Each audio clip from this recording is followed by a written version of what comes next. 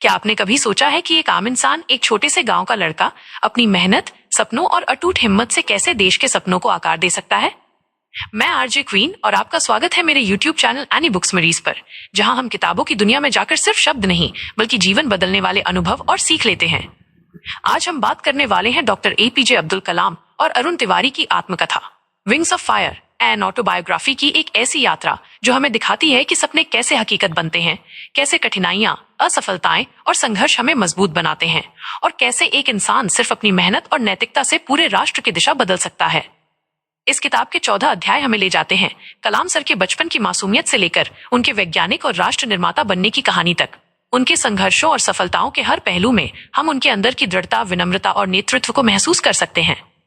हम देखेंगे कि कैसे उन्होंने असफलताओं से सीखा, कैसे टीम वर्क और नेतृत्व की भावना ने उन्हें महान बनाया, और कैसे उनके विचार और दर्शन आज भी हर युवा के लिए प्रेरणा बन सकते हैं। तो चलिए मैं आपको लेकर चलती हूँ उस अद्भुत सफर पर, जहाँ हर शब्द, हर अनुभव, हर कहानी आपको भीतर तक झकझोर देगा, आपके सपनों को उड़ान देगा और आपको सोचने पर मजबूर करेगा कि आपके जीवन में भी सपनों से हकीकत तक की यात्रा संभव है। क्या आप तैयार हैं एक छोटे से गांव के लड़के के बड़े सपने देखने की कहानी सुनने के लिए? तो चलिए उड़ान भरते हैं। सच कहूं तो कुछ कहानियां केवल शब्द नहीं होती, वे जीवन का संगीत होती हैं। और कुछ लोग, वे इतिहास में सिर्फ नाम नहीं होते, वे एक प्रेरणा की धुन होते हैं जो पीढ़ी दर पीढ़ी बजती रहती है। क्या सच में एक बच्चे का सपना जो समुद्र किनारे बालू के घर बनाता है, कभी एक सशक्त राष्ट्र की तकदीर गढ़ सकता है? क्या छोटे से शहर की गलियों में पलने वाली जिज्ञासा एक दिन आसमान में उड़ते मिसाइल की शक्ल ले सकती है? हम बात कर रहे हैं एक ऐसी कहानी की जो सिखाती है कि जड़ें अगर मजबूत हों तो आसमान खुद ब खुद झुक जाता है। ये है डॉक्टर एपीजे अब्दुल कलाम की ऑटोबायोग्राफी विंग्स ऑफ फायर का पहला भाग, जिसे हम ओरिएंटेशन यानी शुरुआत कह सकते हैं। वो हमें अपने बचपन की उस दुनिया में ले चलते हैं जहां जीवन बहुत साधारण था मगर सपने असाधारण। ये तमिलनाडु का छोटा सा गांव रामेश्वरम, वहीं जहां समुद्र की लहरें हर रोज किनारे को छूती हैं और बच्चे रेत में अपने सपने लिखते हैं। उस घर में शायद लकड़ी के फर्नीचर नहीं थे, लेकिन मूल्य इतने मजबूत थे कि पूरी जिंदगी को दिशा दे सकें। उनके पिता जैनुलाब्दीन नाव चलाते थे और माँ आशिमा का विश्वास था कि घर आया हर शख्स भूखा नहीं जाना चाहिए। उस घर में मेरे दोस्तों, प्यार और साधना का वास था। कलाम सर बताते हैं, उनका बचपन धार्मिक विविधता का एक जीता जागता प्रतीक था।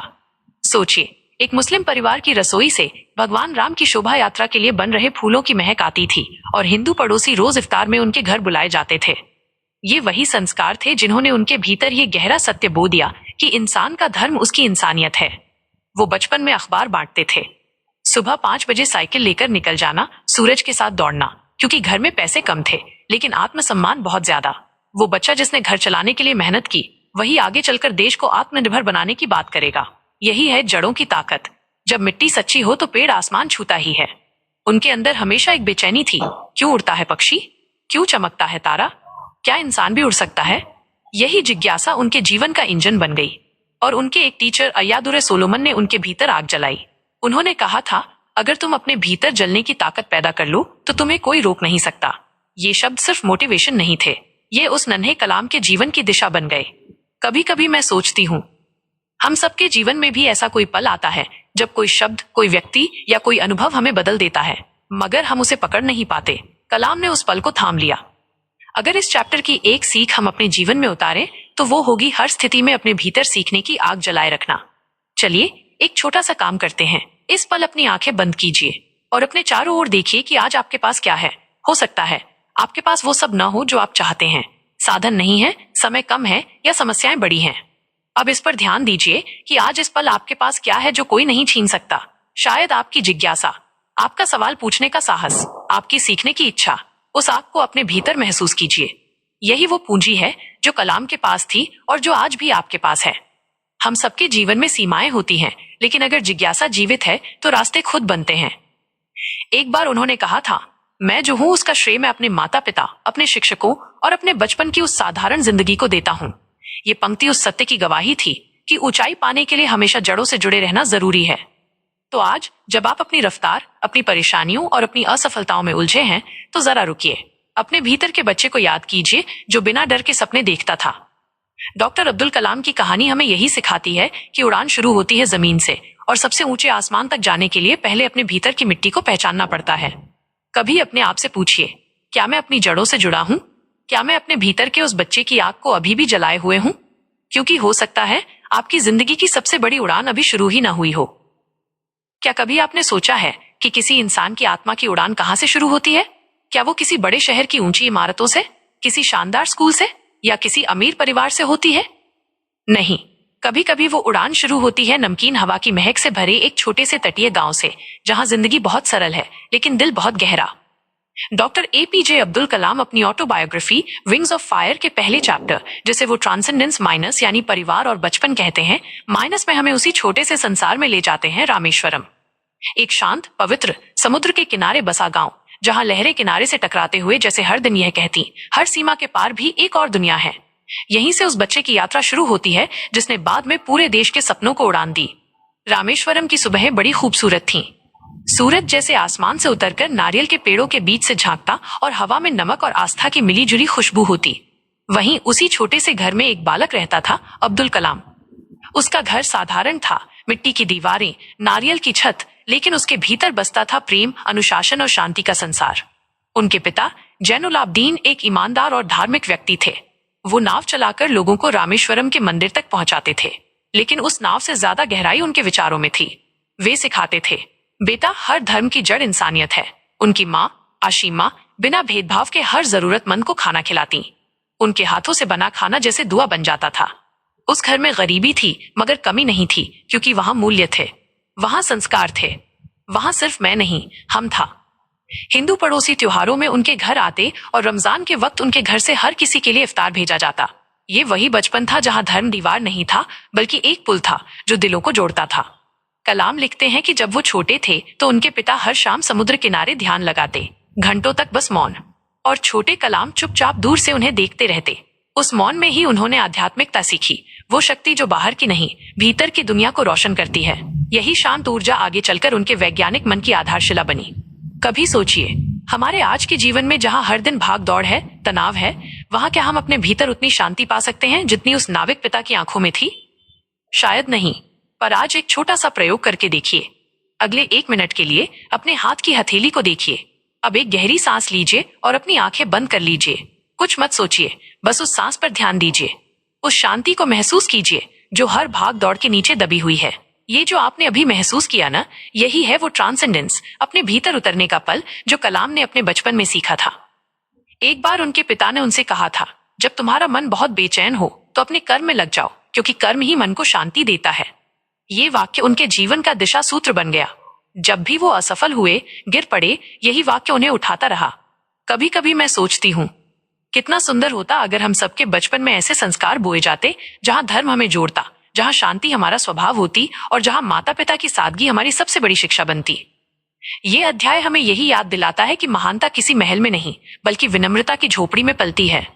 उस बच्चे ने, जिसे जीवन ने बहुत कुछ नहीं दिया, लेकिन जिसने हर छोटी चीज को कीमती समझा, उसने आगे चलकर साइंस में चमत्कार किए, लेकिन अपने पैर जमीन पर जमाए रखे। और शायद यही इस कहानी की आत्मा है कि अगर तुम्हारी जड़ें सच्ची हैं, तो तुम्हारा आकाश भी मजबूत होगा। तो आज इस पल अपने जीवन में रुकिए, सोचिए, क्या मैं उस मिट्टी से जुड़ा हूं जिसने मुझे जन्म दिया? क्या मेरे भीतर वो विनम्रता, वो इंसानियत अब भी जीवित है? क्योंकि डॉक्टर अब्दुल कलाम की उड़ान वहीं से शुरू हुई थी, एक छोटे से गांव की बड़ी आत्मा से। और आज भी अगर हम अपनी जड़ों की ओर लौटें, तो शायद हमारी जिंदगी भी विंग्स ऑफ फायर बन जाए। क्या कभी आपने महसूस किया है कि एक साधारण सा दिन, एक मामूली सी बात, या किसी शिक्षक का एक छोटा सा वाक्य हमारी पूरी जिंदगी की दिशा बदल सकता है? जैसे कोई चिंगारी जो एक पूरे ब्रह्मांड को रोशनी दे जाए। Wings of fire and autobiography का ये अध्याय शेपिंग ऑफ ए साइंटिस्ट, यानी एक वैज्ञानिक का आकार लेना, उसी चिंगारी की कहानी है। ये वो पड़ाव है जहां एक छोटे से तटीय गांव का लड़का अब्दुल कलाम अपने सपनों को आकार देता है। ये अध्याय हमें बताता है कि कैसे एक साधारण स्टूडेंट सही मार्गदर्शन और अथक जिज्ञासा के सहारे असाधारण बन सकता है। रामेश्वरम की सादगी के बाद उनकी यात्रा शुरू हुई स्कूल की ओर।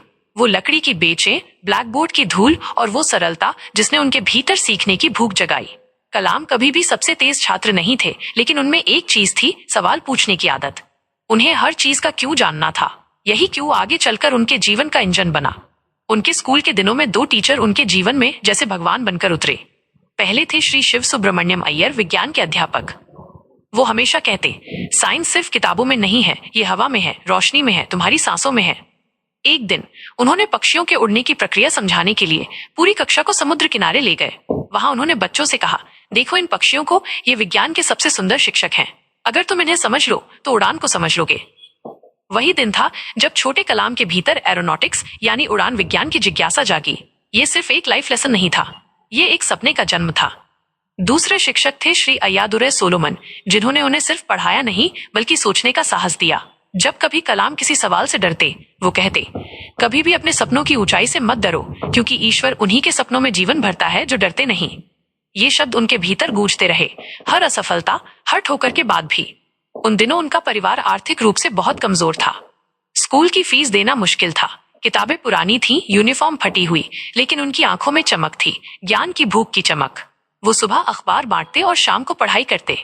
कई बार थककर नींद में किताबें हाथ में ही गिर जाती, पर वो हार नहीं मानते, क्योंकि उन्हें पता था शिक्षा ही उनका रास्ता है, वही जो हर अंधेरे को रोशनी में बदल देगी। कभी आपने गौर किया है कि जिंदगी में जब हालात हमारे खिलाफ होते हैं तभी असली परीक्षा होती है। जब सब कुछ आसान होता है तब कोई भी आगे बढ़ सकता है, पर जब सब कुछ मुश्किल हो तभी असली ताकत सामने आती है। कलाम का बचपन उसी ताकत का प्रमाण है। अगर इस अध्याय की सीख को हम अपने जीवन में उतारना चाहें तो शायद हमें बस एक चीज अपनानी होगी, सीखने की भूख को जिंदा रखना।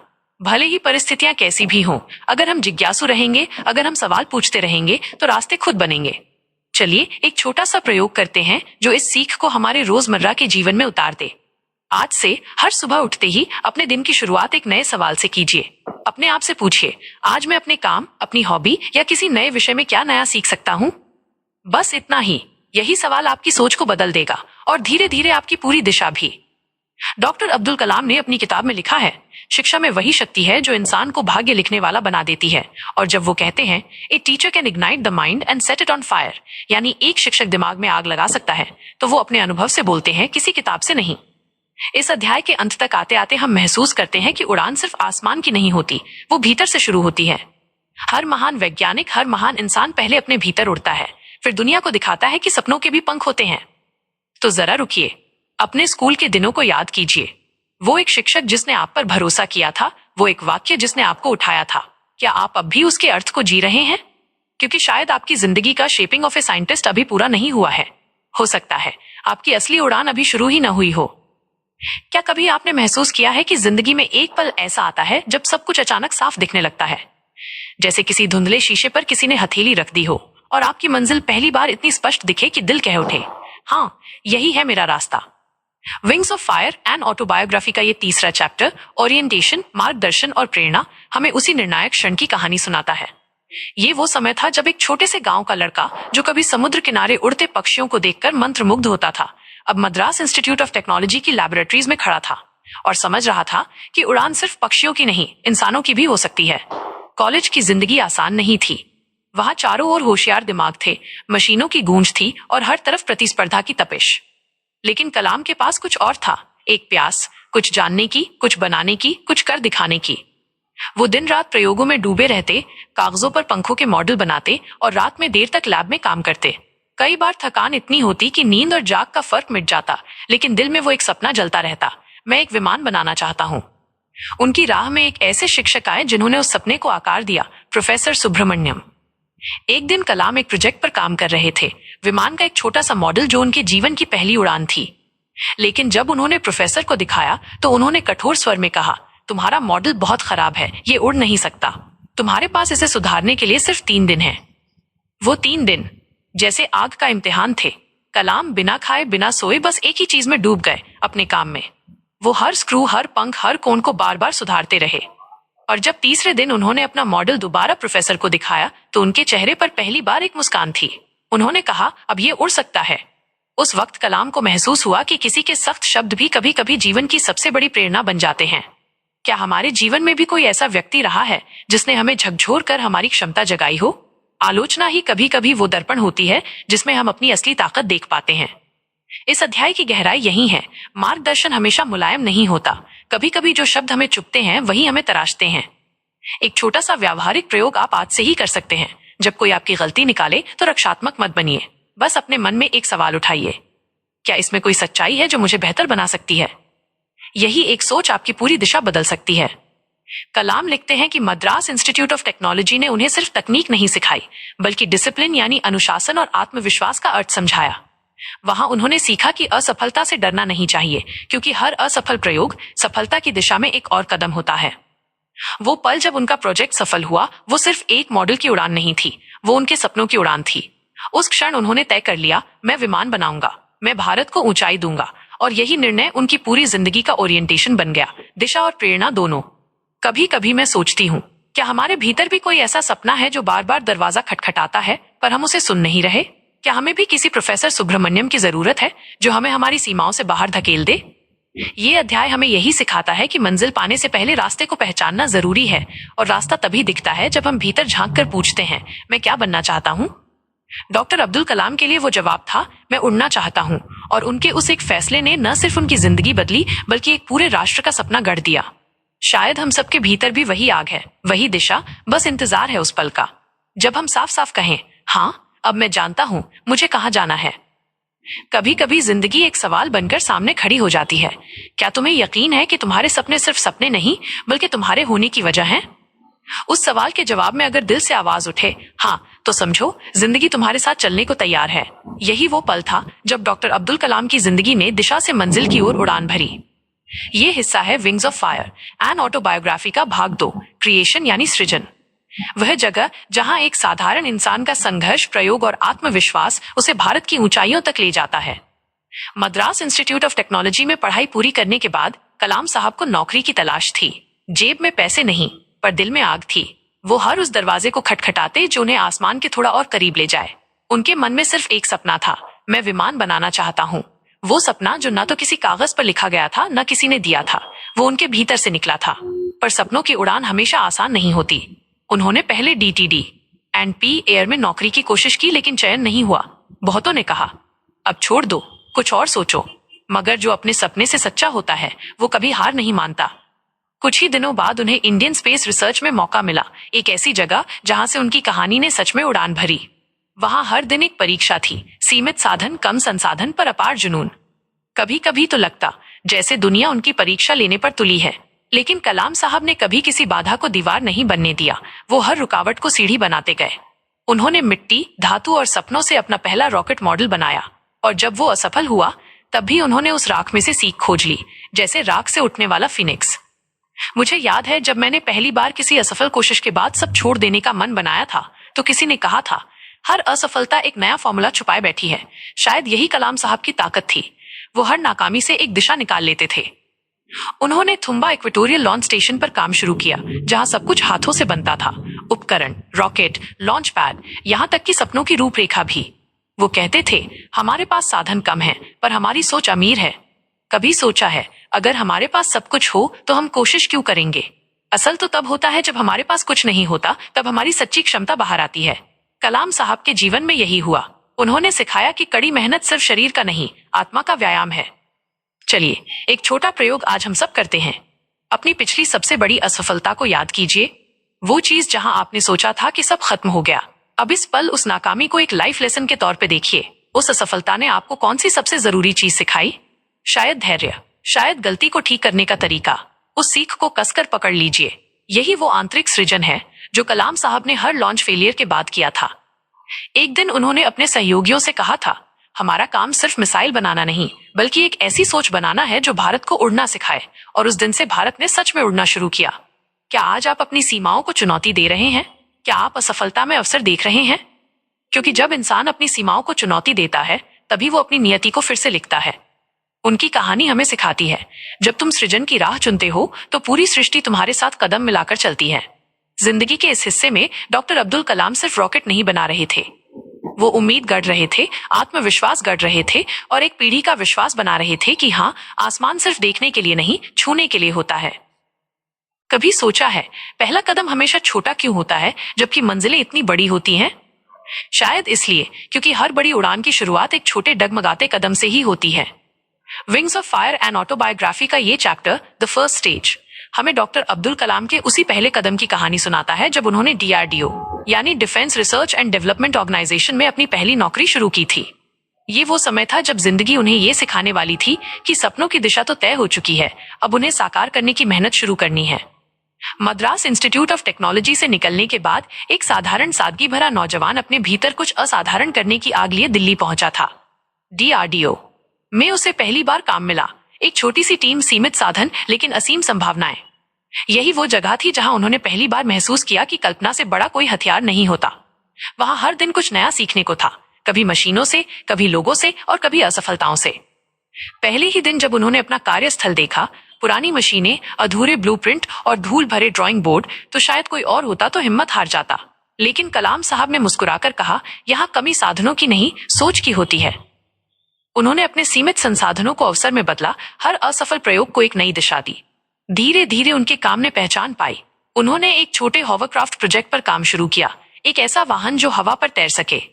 उस समय ये विचार भारत के लिए लगभग असंभव लगता था, लेकिन कलाम साहब की नजर में असंभव सिर्फ एक शब्द था, वास्तविकता नहीं।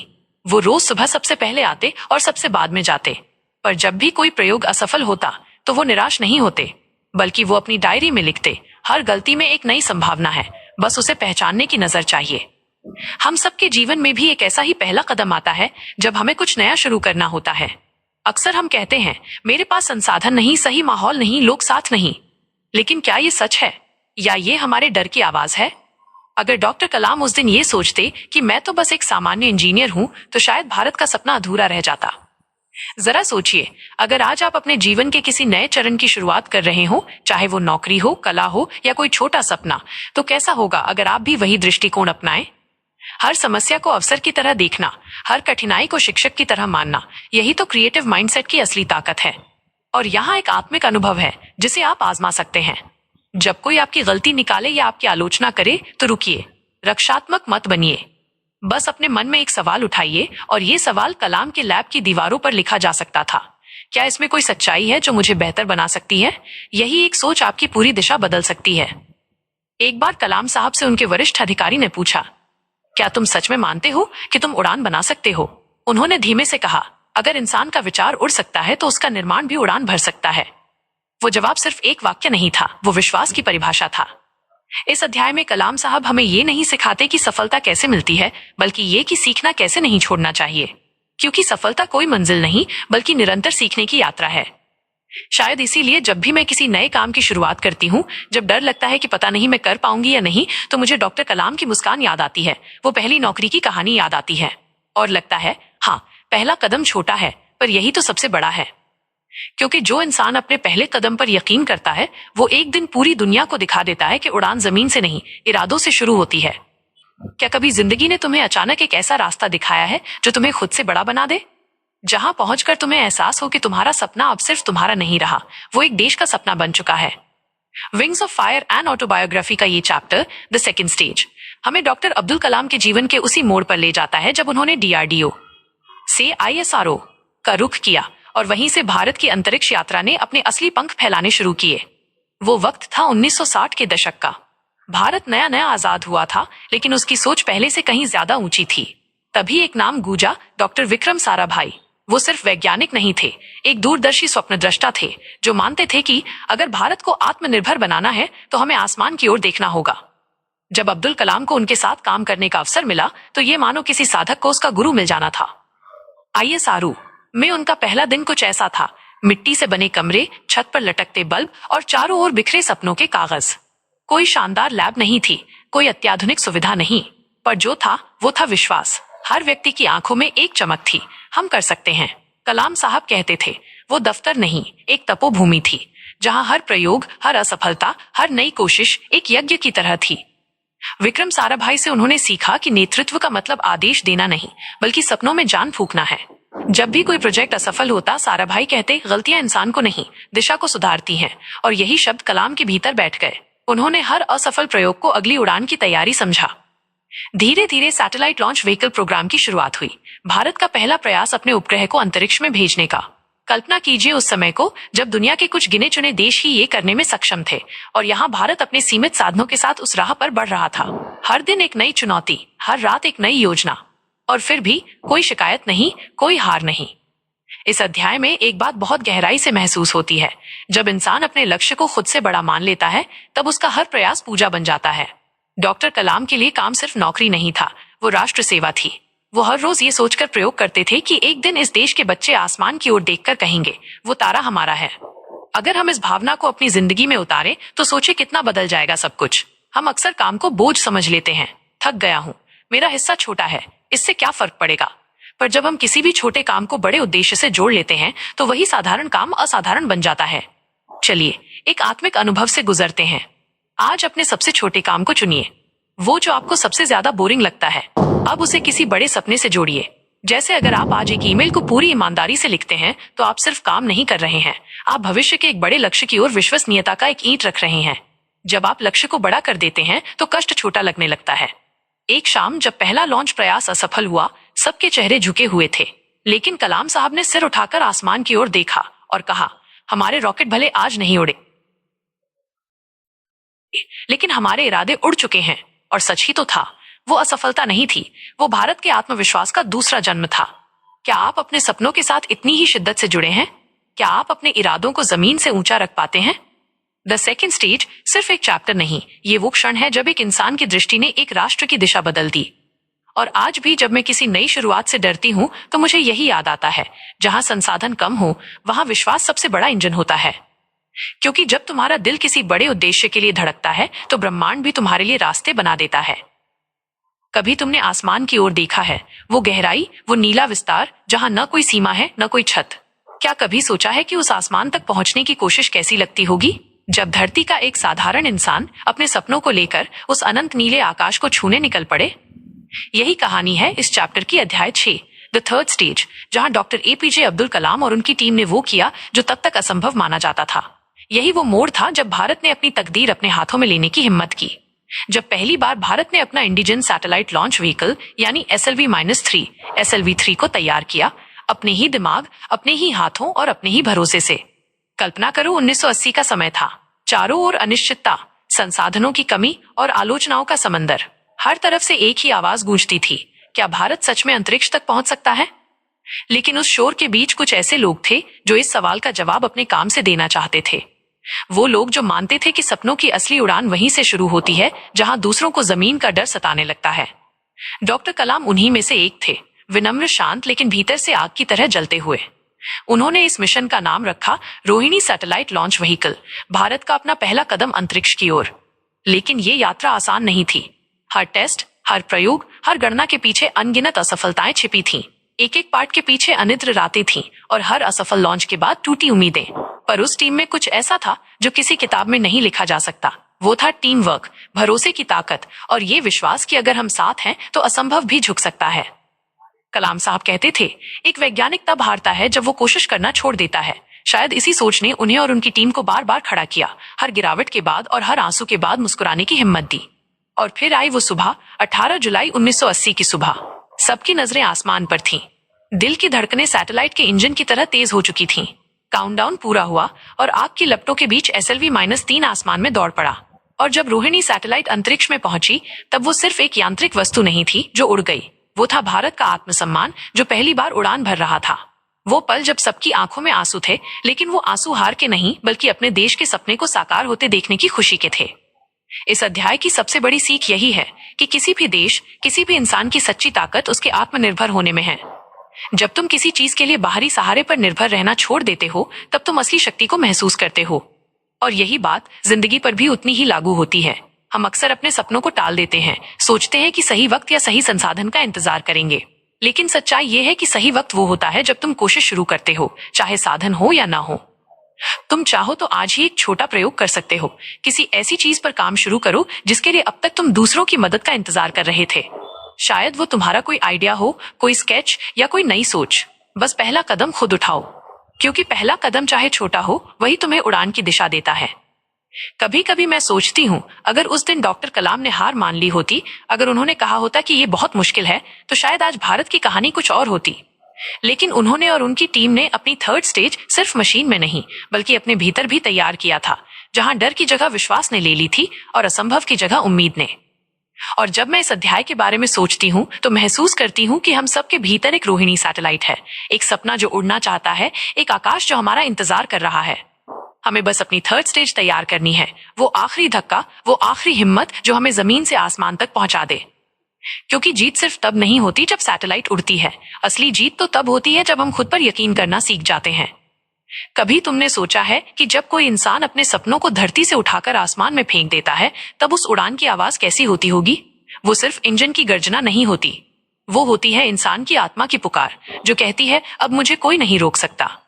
क्या कभी तुमने खुद से पूछा है, अगर जिंदगी में हर चीज हमेशा हमारी मर्जी से होती, अगर हर कोशिश सीधी सफलता में बदल जाती, तो क्या हम कभी कुछ सीख पाते? क्या हमें अपनी असली ताकत का एहसास होता? शायद नहीं, क्योंकि असली शक्ति तो वहीं जन्म लेती है जहां हम गिरकर भी मुस्कुराकर उठते हैं।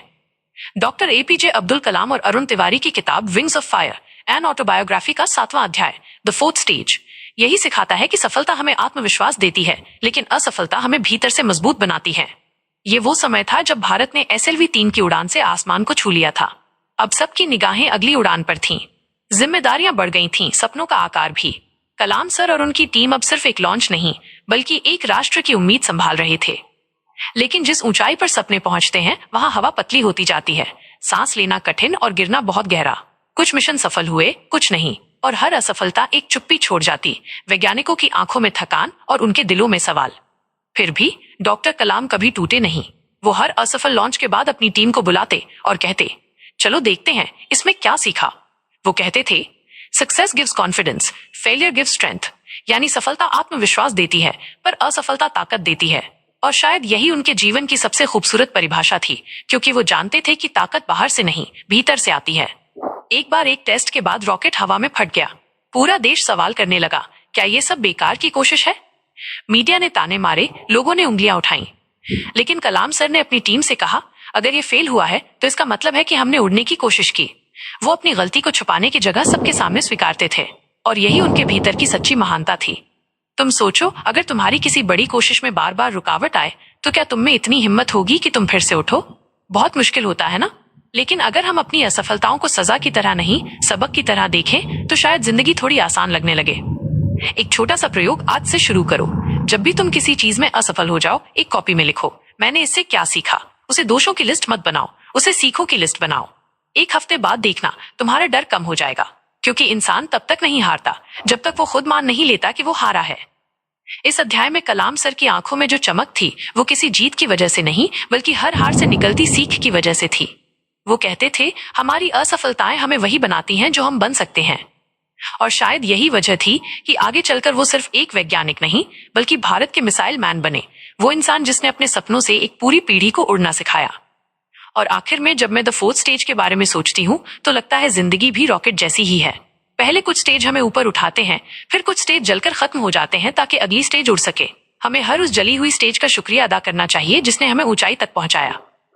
क्योंकि सच्चाई ये है, हर सफलता के पीछे एक असफलता की राख होती है, और हर राख में एक नई उड़ान की चिंगारी। बस जरूरत है उसे पहचानने की।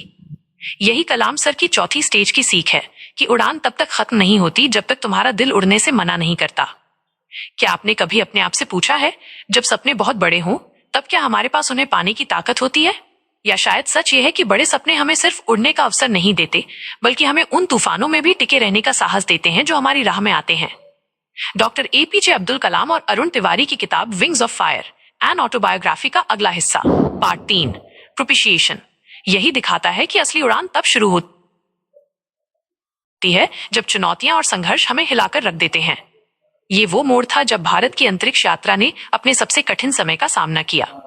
रोहिणी सैटेलाइट लॉन्च व्हीकल की सफलता ने देश को गर्व से भर दिया था, लेकिन उसके पीछे की रातें, निरंतर परीक्षण और बार बार की असफलताएं केवल एक व्यक्ति और उनकी टीम की हिम्मत पर निर्भर थीं। कलाम सर ने देखा कि हर तकनीकी कठिनाई, हर सिस्टम फेलियर, हर सरकारी और सामाजिक दबाव उनके धैर्य की परीक्षा ले रहा था, लेकिन उन्होंने कभी हार नहीं मानी। उनके लिए हर चुनौती एक नए प्रयोग, एक नई सीख और एक नए अवसर की तरह थी। एक दिन टीम ने रॉकेट के डिजाइन में बदलाव किया। पहले तो वो असफल हुआ, पूरा हॉल भारी चुप्पी में था। कुछ वैज्ञानिक हताश हो गए थे, कुछ निराशा में थे, लेकिन कलाम सर ने आंखों में चमक और हृदय में विश्वास के साथ कहा, अगर हम इसे सही तरीके से नहीं कर पाए तो इसका मतलब है कि हम सीखने की प्रक्रिया में हैं। उनका हर शब्द एक नई ऊर्जा की तरह टीम में फैल गया। उन्होंने सिखाया कि संघर्षों का डर हमें रोक नहीं सकता, अगर हम उनसे सीख लें तो वही संघर्ष हमारी ताकत बन जाता है। सोचिए, हम अपनी रोजमर्रा की जिंदगी में कितनी बार हार मान लेते हैं। काम का प्रोजेक्ट फेल हो जाए, परीक्षा में नंबर कम आए, रिश्तों में असहमति हो और हम खुद को दोषी मान लेते हैं। लेकिन अगर हम उन असफलताओं को सिर्फ बाधा नहीं बल्कि अगले कदम की तैयारी मान लें तो हमारी ताकत कितनी बढ़ सकती है। चलिए एक छोटा सा अभ्यास करते हैं। जब भी तुम असफल हो जाओ एक डायरी खोलो, उसे दोषों का पन्ना मत बनाओ, बस 3 बातें लिखो। क्या हुआ, मैंने क्या सीखा, अगली बार कैसे बेहतर करूंगा। देखना, समय के साथ तुम्हारे डर की जगह हिम्मत ले लेगी। यही है संघर्ष को सृजन में बदलने का कलाम का फॉर्मूला। इस पार्ट 3 में कलाम सर की यात्रा सिर्फ वैज्ञानिक या तकनीकी नहीं थी बल्कि मनुष्य की हिम्मत, धैर्य और नेतृत्व का जीवंत उदाहरण थी। उन्होंने दिखाया कि जब आप अपने लक्ष्य में सच्चे हैं तो कोई भी कठिनाई आपको रोक नहीं सकती। उनकी आंखों में जो जज्बा था वो हमें बताता है कि नेतृत्व का अर्थ केवल दिशा दिखाना नहीं बल्कि उन राहों में भी चलना है जहां और कोई कदम नहीं रख सकता। कभी कभी मैं सोचती हूँ, अगर हम अपने जीवन की कठिनाइयों को भी इसी नजरिए से देखें, यदि हम हर संघर्ष को एक शिक्षक मान लें, हर असफलता को एक गुरु की तरह, तो शायद हमारी जिंदगी भी कलाम सर की उड़ानों की तरह ऊंचाई छू सकती है। और अंत में जब मैं प्रोपेशिएशन के बारे में सोचती हूँ तो महसूस होता है कि असली उड़ान तभी होती है जब हम डर के बजाय विश्वास चुनते हैं और असफलता के सामने झुकने के बजाय उसे अपने भीतर की ताकत बना लेते हैं। क्योंकि यही वो पल है जब इंसान सिर्फ उड़ता नहीं बल्कि इतिहास रचता है। क्या आपने कभी महसूस किया है कि असली ताकत केवल हमारे भीतर ही नहीं होती बल्कि उस ऊर्जा में भी छिपी होती है जो हम दूसरों में जागृत कर सकते हैं। डॉक्टर एपीजे अब्दुल कलाम और अरुण तिवारी की किताब wings of fire, an autobiography का 8वां अध्याय, ए व्यू फ्रॉम द विंग्स, हमें यही सिखाता है कि एक सच्चा लीडर वह नहीं जो सबसे आगे खड़ा रहे बल्कि वह जो अपनी टीम की ताकत पहचान कर उन्हें आगे बढ़ने का अवसर दे। जब कलाम सर ने अपने जीवन में बड़े प्रोजेक्ट संभाले, उन्होंने समझा कि अकेला व्यक्ति कितनी भी मेहनत कर ले, असली सफलता तब आती है जब टीम में हर सदस्य अपनी क्षमता के अनुसार खिल सके। इसरो और डीआरडीओ में काम करते हुए उन्होंने देखा कि हर इंसान की विशेषता अलग होती है। कोई योजना में माहिर है, कोई तकनीक में, तो कोई मानव संबंधों और टीम के मनोबल को बनाए रखने में। कलाम सर ने इन सभी गुणों को न सिर्फ पहचाना बल्कि उन्हें सम्मान और अवसर दिया। उन्होंने कहा कि एक नेता वही है जो दूसरों को अपनी छाया में चमकने दे, खुद को पीछे रखे और टीम को सफलता की दिशा दिखाए। ये नेतृत्व की परिभाषा नहीं थी, ये आत्मा की एक सहज अभिव्यक्ति थी। मैं आपको एक पल के लिए उस वातावरण में ले चलती हूँ। कल्पना कीजिए, एक बड़े लैब में हजारों तार, मशीनें, गणनाएं और आंकड़े, हर कोई दबाव में, हर कोई अपनी जिम्मेदारी निभा रहा। और उस बीच कलाम सर धीमी आवाज में कहते हैं, तुम सबका योगदान महत्वपूर्ण है। इस मिशन की सफलता हमारी साझी मेहनत में है। कितनी सरल और मानवीय बात है, लेकिन वही बात टीम में उत्साह और विश्वास की आग जला देती थी। इस अनुभव से हम अपने जीवन में भी सीख सकते हैं। चलिए एक छोटा सा प्रयोग करते हैं। अगली बार जब आप किसी ग्रुप प्रोजेक्ट या ऑफिस टीम का हिस्सा हो या अपने परिवार में कोई जरूरी काम कर रहे हो तो सिर्फ अपनी जिम्मेदारी पर ध्यान मत दीजिए। हर सदस्य की ताकत पहचानिए, उसकी तारीफ कीजिए और छोटे छोटे निर्णयों में उसे भरोसा दीजिए। जब आप किसी और की क्षमता पर विश्वास दिखाते हैं तो वो सिर्फ बेहतर काम नहीं करता बल्कि आत्मविश्वास से भर जाता है। ये छोटी छोटी चीजें किसी भी टीम को असाधारण बना देती हैं। और क्या आपने कभी सोचा है कि हम खुद अपने जीवन में कितनी बार अकेले होने का डर महसूस करते हैं? अगर हम अपने आसपास के लोगों के गुणों और क्षमताओं को पहचानने का अभ्यास करें तो हमारी अकेलापन की भावना भी धीरे धीरे दूर हो जाएगी। ए व्यू फ्रॉम द विंग्स सिर्फ तकनीकी सफलता की कहानी नहीं है, ये नेतृत्व, विश्वास और मानवीय संवेदनाओं की कहानी है। कलाम सर ने हमें दिखाया कि असली लीडर वही है जो दूसरों को आगे रखे, अपनी छोटी जीतों में दूसरों की बड़ी जीतें शामिल करे और हर कठिनाई में अपनी टीम का साहस बनाए रखे। और जब मैं इस पूरे अध्याय को सोचती हूँ तो महसूस होता है कि जीवन में सबसे बड़ी उड़ान तब होती है जब हम केवल अपने लिए नहीं बल्कि अपने आसपास के लोगों के लिए भी उड़ते हैं। क्योंकि असली नेतृत्व वही है जो दूसरों में चमक जगाए, उन्हें मजबूत करे और हमें याद दिलाए कि हम कभी अकेले नहीं हैं। क्या आपने कभी सोचा है कि एक विचार, एक सपना केवल तभी सच होता है जब उसके पीछे महीनों, सालों की धैर्यपूर्वक मेहनत हो? डॉक्टर एपीजे अब्दुल कलाम और अरुण तिवारी की किताब wings of fire, an autobiography का अध्याय 9, रॉकेट्स, हमें दिखाता है कि कैसे कलाम सर ने अपनी यात्रा में देश को मिसाइल मैन बनने तक पहुंचाया। ये चैप्टर उस मोड़ पर आता है जब उनके सपनों की दिशा स्पष्ट हो चुकी थी और उन्हें अपने ज्ञान और मेहनत से देश के लिए बड़े मिशन तैयार करने थे। जब कलाम सर पीएसएलवी और अग्नि जैसे महत्वाकांक्षी मिशन पर काम कर रहे थे तो उनके सामने तकनीकी चुनौतियों का एक सागर था। हर दिन, हर रात, हर क्षण गणनाओं, डिजाइन और परीक्षणों में बीतता। ये आसान नहीं था। कई बार असफलताएं सामने आईं, रॉकेट के छोटे छोटे हिस्सों में भी समस्या दिखी। लेकिन कलाम सर जानते थे कि असली परीक्षा केवल तकनीक की नहीं बल्कि धैर्य और आत्मविश्वास की है। मैं आपको उस समय में ले चलती हूँ। कल्पना कीजिए, एक बड़ा लैब, चारों तरफ मशीनें, कंप्यूटर स्क्रीन पर आंकड़े झिलमिला रहे हैं और हर इंजीनियर अपने हिस्से में पूरी जान लगा रहा है। उस माहौल में कलाम सर धीमी और स्पष्ट आवाज में कहते हैं, हमारी मेहनत का परिणाम एक दिन आना ही है। छोटी छोटी असफलताओं से घबराने की जरूरत नहीं। हम सीख रहे हैं। कितनी मानवीय और सशक्त बात है। यही विश्वास और संयम उनके पूरे मिशन की आत्मा था। इस अध्याय की सीख को हम अपने रोजमर्रा में भी उतार सकते हैं। चलिए एक छोटा प्रयोग करते हैं। अगर आप किसी बड़े प्रोजेक्ट पर काम कर रहे हैं और कई बाधाओं का सामना कर रहे हैं, तो सिर्फ परिणाम की चिंता ना करें। हर दिन सोने से पहले अपने कार्य के बारे में 2 बातें लिखिए। आज मैंने क्या नया सीखा और किस चुनौती को पार किया। ये प्रक्रिया आपको अपने काम में लगे रहने और धैर्य बनाए रखने की शक्ति देती है। ये आपको एहसास दिलाएगी कि आप रुक नहीं रहे हैं, बल्कि हर दिन प्रगति कर रहे हैं। और सोचिए, क्या हम अपने जीवन में भी कुछ बड़ी चुनौतियों से डरकर पीछे हट जाते हैं? कलाम सर की तरह अगर हम हर मुश्किल में सीखने की दृष्टि अपनाएं, तो असंभव भी संभव बन सकता है। हर असफल प्रयास, हर रुकावट हमें मजबूत बनाती है। अध्याय रॉकेट्स केवल वैज्ञानिक सफलता की कहानी नहीं है, ये साहस, धैर्य और नेतृत्व की कहानी है। कलाम सर ने दिखाया कि बड़े मिशन केवल तकनीक या गणनाओं से नहीं चलते, बल्कि विश्वास, टीम वर्क और अनवरत मेहनत से उड़ान भरते हैं। और जब मैं इस अध्याय को याद करती हूँ, तो महसूस होता है कि जीवन में असली उड़ान केवल उन सपनों की नहीं होती जिन्हें हम सोचते हैं, बल्कि उन सपनों की होती है जिन्हें हम अपने हर प्रयास, हर असफलता और हर सीख के साथ जीते हैं। क्योंकि सच्ची उड़ान वही है जो हमें अपने भीतर की शक्ति और अडिग विश्वास से जोड़ती है। क्या आपने कभी उस क्षण की कल्पना की है जब पूरा प्रयास करने के बावजूद सब कुछ विफल हो जाए?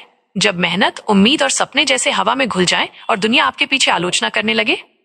डॉक्टर एपीजे अब्दुल कलाम और अरुण तिवारी की किताब wings of fire, an autobiography का अध्याय 10, एक्सेप्टेंस यानी स्वीकृति, हमें यही सिखाता है कि असफलता में भी महानता छिपी होती है। ये चैप्टर उस मोड़ पर आता है जब कलाम सर के एक महत्वपूर्ण मिशन में भारी असफलता हुई। मीडिया ने सवाल उठाए, आलोचना हुई और दबाव हर ओर था। लेकिन कलाम सर ने इस असफलता को किसी और के ऊपर दोष करने का विकल्प नहीं चुना। उन्होंने अपनी जिम्मेदारी ली। वो समझ चुके थे कि सच्चा नेतृत्व केवल सफलता में नहीं, बल्कि कठिनाइयों और असफलताओं में अपनी जिम्मेदारी स्वीकार करने में निहित है। मैं उस समय को महसूस कर सकती हूँ, एक शांत लेकिन दृढ़ निश्चयी व्यक्तित्व जो हर सवाल का सामना आत्मविश्वास और धैर्य के साथ करता है। कमरे में हर तरफ चर्चा हो रही थी, लेकिन उनकी आंखों में केवल एक ही संदेश था, हम असफल हुए हैं, लेकिन ये सीख हमारी ताकत बनेगी। उनकी ये विनम्रता और आत्म स्वीकृति किसी भी बड़ी जीत से कहीं ज्यादा प्रेरक थी। इस अध्याय की सीख हम अपने जीवन में भी अपना सकते हैं। उदाहरण के तौर पर, जब हम कोई प्रोजेक्ट या कोई महत्वपूर्ण निर्णय लेते हैं और परिणाम हमारी उम्मीद के अनुसार नहीं आता, तो गलती किसी और की नहीं, हमारी अपनी जिम्मेदारी बनती है। ये जानना कि असफलता में सीख छिपी होती है, हमें भविष्य में बेहतर निर्णय लेने की शक्ति देता है। चलिए एक छोटा प्रयोग करते हैं। अपनी किसी हाल की असफलता को लिखिए, चाहे वो कितनी भी छोटी क्यों न हो। अब उसे दोष देने की जगह उसके हर पहलू से 3 सीख निकालिए। बस यही प्रक्रिया आपको समझाएगी कि असली प्रगति केवल सफलता में नहीं, बल्कि सीखने की क्षमता में है। ये आपको डरने नहीं, बल्कि डटकर खड़े होने का साहस देगी। और क्या आपने कभी खुद से पूछा है कि अगर हम हर असफलता में दोष देते रहें, तो क्या हम कभी खुद को जान पाएंगे? कलाम सर ने हमें दिखाया कि जब हम अपनी असफलताओं को स्वीकार करते हैं और उनसे सीखते हैं, तभी हम न केवल मजबूत बनते हैं, बल्कि दूसरों के लिए प्रेरणा भी बनते हैं। अध्याय एक्सेप्टेंस केवल असफलता की कहानी नहीं है, ये साहस, आत्मसंयम और नेतृत्व की कहानी है। कलाम सर ने ये साबित किया कि असली शक्ति केवल सफलता में नहीं, बल्कि कठिन परिस्थितियों में खुद को संभालने और जिम्मेदारी लेने में है। और जब मैं इस अध्याय को याद करती हूँ, तो मेरे भीतर एक हलचल होती है। ये हलचल हमें बताती है कि असफलता डरने की चीज नहीं, बल्कि सीखने और बढ़ने की सबसे बड़ी अवसर है।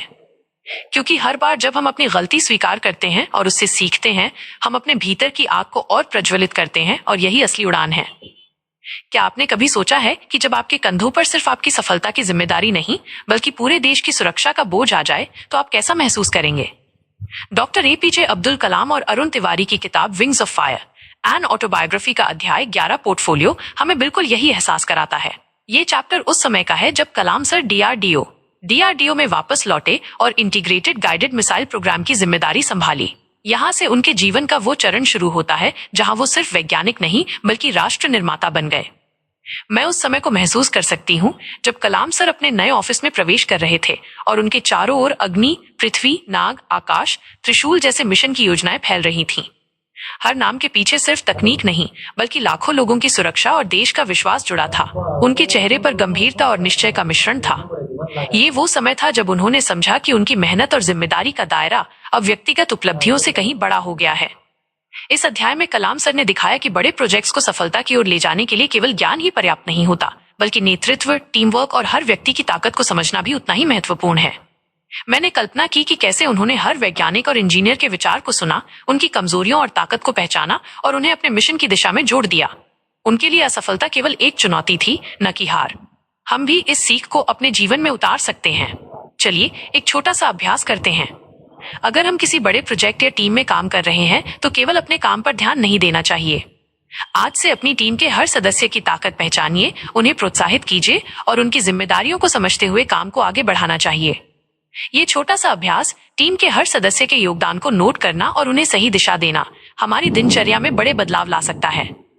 क्या आपने कभी खुद से पूछा है कि जब आपके पास ज्यादा जिम्मेदारियां हों तो आप कैसे अपनी मानवता और संवेदनशीलता को बनाए रखेंगे?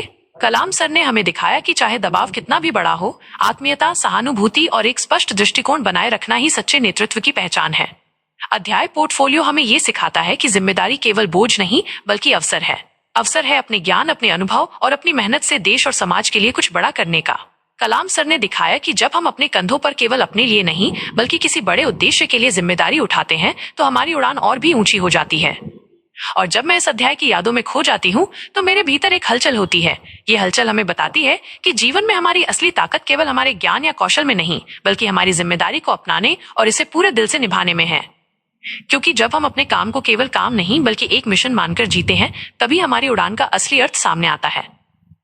क्या आपने कभी खुद से पूछा है कि जीवन में सबसे महत्वपूर्ण चीज क्या है? केवल सफलता या वो समझ और शांति जो हमें अपने अंदर महसूस होती है जब हम अपने अनुभवों पर ध्यान लगाते हैं? डॉक्टर APJ अब्दुल कलाम और अरुण तिवारी की किताब wings of fire an autobiography का पार्ट 4 कंटेम्पलेशन यानी आत्ममंथन हमें बिल्कुल यही एहसास कराता है। ये वो चैप्टर है जहां कलाम सर अपने जीवन के अनुभवों को गहराई से देखते हैं और हमें उन मूल्यों, आदर्शों और दर्शन से जोड़ते हैं जो उन्हें सिर्फ एक वैज्ञानिक ही नहीं बल्कि एक सच्चे इंसान बनाते हैं। मैं महसूस कर सकती हूँ कि कलाम सर अपने कमरे में बैठकर अपने पूरे जीवन को पल पल याद कर रहे थे। DRDO और इसरो के मिशन, अग्नि और पृथ्वी जैसी मिसाइलें, सैटेलाइट लॉन्च, हर एक उपलब्धि उनके लिए सिर्फ तकनीकी सफलता नहीं थी बल्कि उसमें छुपी थी पूरी टीम की मेहनत, हर असफलता की सीख और हर चुनौती का सामना करने का साहस। उन्होंने महसूस किया कि जीवन में सफलता की असली मापदंड केवल परिणाम नहीं बल्कि हमारी सोच, हमारी नैतिकता और दूसरों के लिए हमारी जिम्मेदारी है। इस अध्याय में कलाम सर ने हमें ये सिखाया कि आत्ममंथन केवल अपने अनुभवों को याद करना नहीं है बल्कि उन्हें समझना, उनसे सीखना और अपने जीवन के मार्गदर्शन के लिए उनका उपयोग करना है। उन्होंने लिखा कि कठिनाइयां और असफलताएं जीवन के शिक्षक हैं और केवल वही व्यक्ति उन्हें पहचान सकता है जो शांत मन से अपने भीतर झांके। हम भी इस सीख को अपने रोजमर्रा में अपनाने के लिए एक छोटा प्रयोग कर सकते हैं। अगली बार जब तुम थके हुए हो या परेशान हो, अपने दिन की हर बड़ी या छोटी घटना को सिर्फ 5 मिनट के लिए याद करो। ये देखो कि तुमने कहाँ सही किया, कहाँ सुधार की जरूरत है। इसे दोष देने का समय मत बनाओ, इसे सीखने का पल बनाओ। ये सरल अभ्यास तुम्हारी सोच को गहरा और तुम्हारी संवेदनाओं को मजबूत बनाता है। यही है भीतर की आग को जगाना। क्या आपने कभी सोचा है कि जब हम अपने अनुभवों के बीच झांकते हैं तो हम खुद से क्या सीख सकते हैं?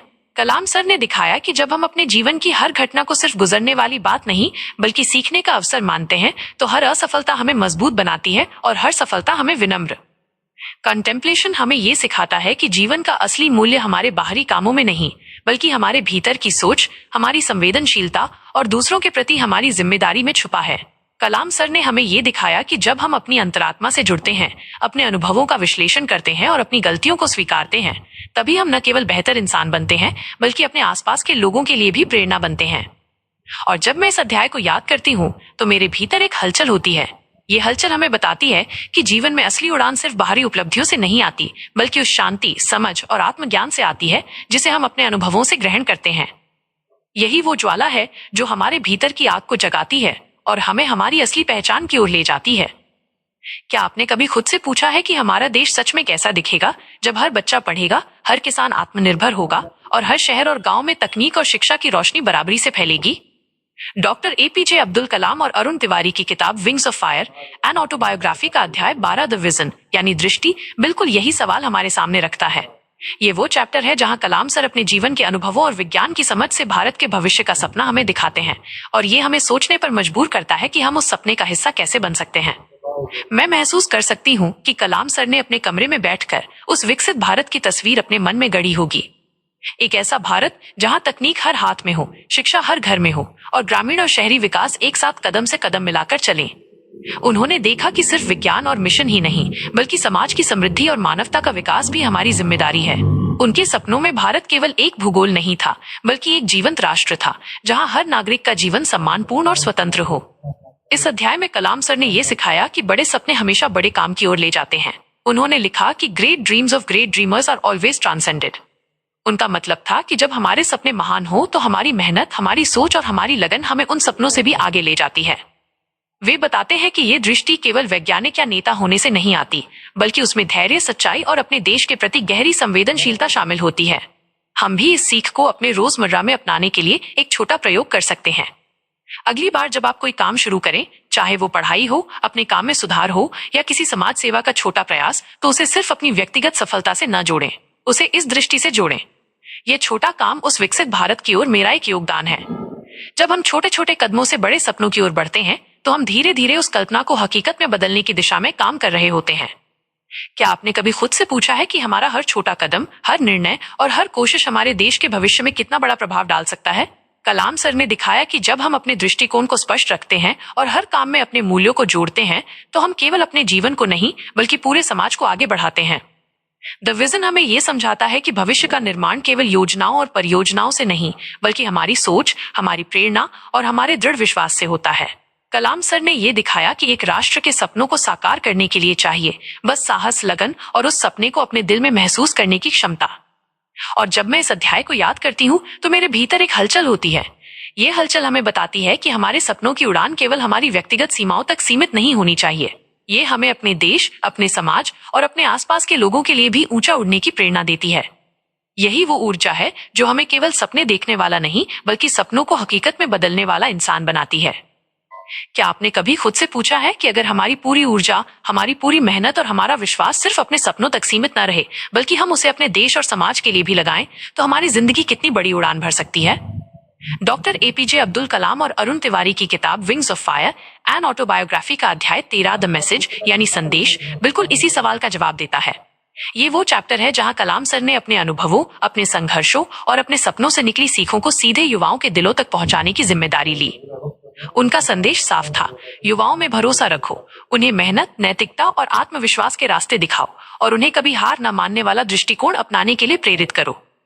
मैं महसूस कर सकती हूँ कि कलाम सर ने हर युवा की आंखों में उस चमक को देखा होगा जिस चमक में भविष्य की संभावनाएं छिपी होती हैं। उन्होंने जाना कि केवल तकनीक और विज्ञान ही नहीं, बल्कि नैतिक मूल्यों, आत्मविश्वास और दृढ़ संकल्प की भी बराबर जरूरत है। उन्होंने युवाओं को बताया कि कोई भी सपना छोटा या बड़ा नहीं होता जब तक आप उसे पूरे दिल से जीते हैं। उनका विश्वास था कि युवा ही समाज और राष्ट्र के असली निर्माता हैं, और अगर उन्हें सही दिशा, सही मूल्य और सही दृष्टि दी जाए तो कोई भी लक्ष्य असंभव नहीं। इस अध्याय में कलाम सर ने उदाहरण दिए कि कैसे उन्होंने अपने शुरुआती दिनों में मुश्किलों के बावजूद लगातार कोशिश की, कैसे उन्होंने असफलताओं से सीख ली और कैसे उन्होंने हर नई जिम्मेदारी को चुनौती मानकर स्वीकार किया। ये हमें दिखाता है कि जीवन में असफलताएं केवल सीखने का जरिया हैं, और यदि हम उन्हें सही नजरिए से देखें तो वे हमारी ताकत बन जाती हैं। हम भी इसे अपने जीवन में अपनाने के लिए एक छोटा प्रयोग कर सकते हैं। अगली बार जब तुम थकावट या निराशा महसूस करो, तो एक पल रुको। अपने मन में कलाम सर के संदेश को याद करो, मैं एक ऐसी शक्ति हूँ जो इस राष्ट्र को बदलने का मादा रखती है। ये आत्मस्वीकृति और जिम्मेदारी की भावना तुम्हें अपने सपनों के लिए और देश के लिए ऊर्जा देगी। जब हम रोज छोटे कदम उठाते हैं, तो हम अपने भीतर के आत्मविश्वास और लगन को मजबूत करते हैं और अपने सपनों को हकीकत में बदलने की दिशा में बढ़ते हैं। क्या आपने कभी अपने भीतर ये सवाल उठाया है कि मैं अपनी पूरी ऊर्जा और समय सिर्फ अपने लिए ही नहीं, बल्कि समाज और राष्ट्र के लिए कैसे लगा सकता हूँ? कलाम सर ने दिखाया कि जब हम अपने सपनों को दूसरों की भलाई और राष्ट्र के विकास से जोड़ते हैं, तो हमारी मेहनत और हमारी लगन कई गुना शक्ति प्राप्त कर लेती है। द मैसेज ये सिखाता है कि एक युवा के लिए सबसे बड़ी संपत्ति है उसका आत्मविश्वास, उसकी नैतिकता और कभी हार न मानने वाला दृष्टिकोण। कलाम सर ने हमें ये एहसास दिलाया कि सपनों की उड़ान तभी सच में ऊंची होती है जब उसमें दूसरों की भलाई और समाज का विकास भी शामिल हो। और जब मैं इस अध्याय के हर शब्द को महसूस करती हूँ, तो मेरे भीतर एक हलचल होती है। ये हलचल हमें याद दिलाती है कि हर युवा में वह शक्ति है, वह ऊर्जा है और वह क्षमता है जो न केवल अपने जीवन को, बल्कि पूरे समाज और राष्ट्र को बदल सकती है। यही वो प्रकाश है जो हमें अंधेरे में भी रास्ता दिखाता है और हमें अपने भीतर के महान सपनों को जीने की हिम्मत देता है। क्या आपने कभी सोचा है कि एक पूरी जिंदगी जीने के बाद जब सब अनुभव, सब संघर्ष, सब सपने अपने चरम पर पहुंच जाएं, तब भी सबसे बड़ी सीख क्या होती है? डॉक्टर एपीजे अब्दुल कलाम और अरुण तिवारी की किताब wings of fire an autobiography का अध्याय 14 कंक्लूजन यानी निष्कर्ष बिल्कुल इसी सवाल का उत्तर हमारे सामने रखता है। ये चैप्टर उस मोड़ पर आता है जब कलाम सर ने अपने जीवन के हर अनुभव, हर जीत और हर हार से निकली सबसे गहरी सीखों को संजोकर हमें सौंपा। उनका संदेश सरल लेकिन बेहद शक्तिशाली था। जीवन का असली सार है विनम्रता, साधारणता और नैतिकता में। परिवार, राष्ट्र और मानवता के लिए जीना ही असली उद्देश्य है। सपने देखना, उनका संघर्ष करना और सेवा के माध्यम से उन्हें हकीकत में बदलना, यही जीवन का असली मूल्य है। मैं कल्पना कर सकती हूँ कि कलाम सर जब अपने छोटे से कमरे में बैठकर अपने जीवन को सोचते होंगे तो उन पलों की मधुर यादों में उन्होंने महसूस किया होगा कि असली शक्ति ज्ञान, मेहनत और संवेदनशीलता में है। उन्होंने जाना कि जितनी बड़ी उपलब्धियां हैं उतनी ही बड़ी जिम्मेदारियां भी। और फिर उन्होंने सीखा कि सबसे बड़ी संतुष्टि तब मिलती है जब हम अपने सपनों को केवल अपने लिए नहीं बल्कि समाज और राष्ट्र के लिए जीते हैं। इस अध्याय में कलाम सर ने बताया कि सफलता केवल व्यक्तिगत नहीं होती बल्कि वो उन सभी लोगों की मेहनत और सहयोग से मिलती है जो हमारी यात्रा में साथ होते हैं। उन्होंने हमें दिखाया कि कैसे कठिनाइयों और असफलताओं के बावजूद अगर हम अपने मूल्यों और नैतिकता के साथ चलते हैं तो हर बाधा हमें मजबूत और परिपक्व बनाती है। हम इसे अपने जीवन में एक छोटा प्रयोग करके देख सकते हैं। अगली बार जब हम कोई काम करें, चाहे वो बड़ा हो या छोटा, उसे केवल अपने लाभ के लिए न करें। उस काम के पीछे अपने परिवार, अपने समुदाय और समाज का भला सोचें। जब आप छोटी छोटी चीजों में सेवा और सहयोग की दृष्टि अपनाते हैं तो आपकी दिनचर्या में आत्मिक संतोष और उद्देश्य की अनुभूति अपने आप आती है। यही है निहितार्थ को जीवन देना। क्या आपने कभी अपने भीतर ये सवाल किया है कि मेरे जीवन की असली उपलब्धियां क्या होंगी और क्या मैं उन्हें केवल अपने लिए जी रहा हूं या दूसरों के लिए भी कुछ कर पा रहा हूं? कलाम सर ने अपने जीवन के अंत में ये स्पष्ट कर दिया कि सेवा, सहयोग और दूसरों के लिए जीना ही सबसे बड़ा धर्म और सबसे बड़ा सम्मान है। कंक्लूजन, ये हमें याद दिलाता है कि जीवन का सबसे सुंदर पाठ सरलता में, विनम्रता में, नैतिकता में और सेवा की भावना में छिपा है। कलाम सर का जीवन, उनके सपनों से हकीकत तक का सफर, यही सिखाता है कि असली महानता और असली खुशी केवल अपने लिए नहीं बल्कि पूरे समाज और मानवता के लिए जीने में है। और जब मैं इस अध्याय को पढ़ती हूँ और कलाम सर की यात्रा को महसूस करती हूँ तो मेरे भीतर एक हलचल होती है। एक ऐसी हलचल जो मुझे याद दिलाती है कि हर पल, हर संघर्ष, हर सपना हमारे भीतर के सबसे सच्चे और मानवतावादी मूल्य को उजागर कर सकता है। यही वो प्रकाश है जो हमारे जीवन को अर्थ देता है और हमें अपने भीतर के असली सपनों को जीने की प्रेरणा देता है। आज हमने देखा कि डॉक्टर एपीजे अब्दुल कलाम का जीवन सिर्फ सपनों और सफलताओं की कहानी नहीं बल्कि संघर्ष, धैर्य, विनम्रता और सेवा की प्रेरक मिसाल है। उनके अनुभव हमें ये सिखाते हैं कि असफलताओं में भी शक्ति छिपी होती है और हर चुनौती हमें और मजबूत बनाती है। हमने जाना कि कैसे उन्होंने छोटे से गांव से उठकर पूरे राष्ट्र को उड़ना सिखाया। उनकी कहानी का निष्कर्ष बस यही है कि मेहनत और नैतिकता के सामने कोई भी आसमान ऊंचा नहीं होता। मैं आरजे क्वीन और एनी बुक्स मरीज से आपसे यही कहना चाहती हूँ, अपने सपनों को कभी मत छोड़ो और हर दिन कुछ नया सीखते रहो। यही कलाम सर का सबसे बड़ा संदेश था। अगर आपको ये वीडियो पसंद आया, अगर इस यात्रा ने आपके दिल को छुआ तो हमारे चैनल को सब्सक्राइब करें ताकि आप भविष्य में भी ऐसे ही प्रेरक और गहरी किताबों की कहानियों से जुड़े रहें। इस वीडियो को लाइक करें और अपने उन दोस्तों के साथ शेयर करें जिन्हें आज एक नई उड़ान की प्रेरणा चाहिए।